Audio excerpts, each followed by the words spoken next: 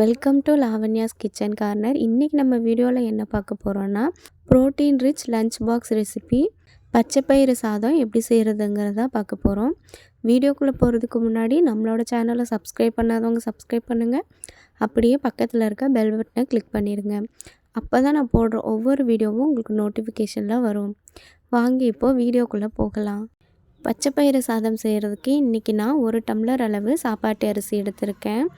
1 tumbler அரிசிக்கு அரை tumbler அளவு பச்சைப்பயிறு அது கூட சேர்த்துருக்கேன். ரெண்டையும் தண்ணி ஊற்றி சுத்தமாக கழுவிட்டு அரை மணி நேரம் அப்படியே ஊற வச்சிடணும். இப்போது ஒரு குக்கரை அடுப்பில் வச்சுட்டு அதில் கொஞ்சமாக எண்ணெய் சேர்த்துட்டு எண்ணெய் நல்லா சூடானதுக்கப்புறம் 1/4 டீஸ்பூன் சீரகம், 1/4 டீஸ்பூன் கடுகு சேர்த்து ரெண்டும் நல்லா பொரிஞ்சதுக்கப்புறமா கொஞ்சமாக கருவேப்பிலை, 5-6 பல் பூண்டு அதில் சேர்த்து நல்லா வதக்கி விட்டுறணும்.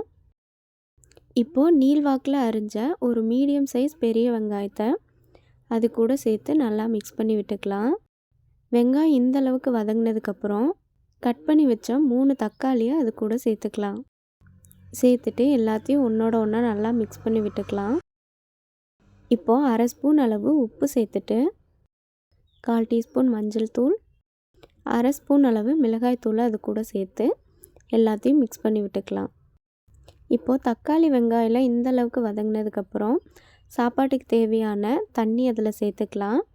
1 டம்ளர் அரிசிக்கு 2 டம்ளர் அளவு தண்ணி சேர்த்தா சரியாக இருக்கும். இப்போது தண்ணி நல்லா கொதிச்சதுக்கப்புறம் கழுவி வச்சுருக்க அரிசியும் பச்சைப்பயிரும் அது கூட சேர்த்துக்கலாம். சேர்த்து மிக்ஸ் பண்ணிவிட்டு ஒரு கொதி வந்ததுக்கப்புறமா குக்கர் மூடி போட்டு மீடியம் ஃப்ளேமில் 4 விசில் வச்சு எடுத்தோன்னா சூப்பரான பச்சைப்பயிறு சாதம் ரெடி ஆயிடுச்சு. இது செய்கிறதுக்கு 10 நிமிஷம்தான் ஆகும். ஈஸியாக செஞ்சிடலாம். இதை ஸ்கூல் குழந்தைங்க, ஆஃபீஸ் போகிறவங்க எல்லாருக்கும் லஞ்ச் பாக்ஸ் ரெசிபியாக கூட கொடுத்து விடலாம். இந்த வீடியோ உங்களுக்கு பிடிச்சிருந்துச்சுன்னா லைக் பண்ணுங்கள், ஷேர் பண்ணுங்கள், கமெண்ட் பண்ணுங்கள். இந்த ரெசிபியை நீங்களும் உங்கள் வீட்டில் ட்ரை பண்ணி பார்த்துட்டு எப்படி இருந்துச்சுங்கிறத எனக்கு கமெண்ட்டில் சொல்லுங்கள். மறுபடியும் நான் இதே மாதிரி வேற ஒரு ரெசிபியோடு உங்களை அடுத்த வீடியோவில் மீட் பண்ணுறேன். அது வரைக்கும் நன்றி, வணக்கம்.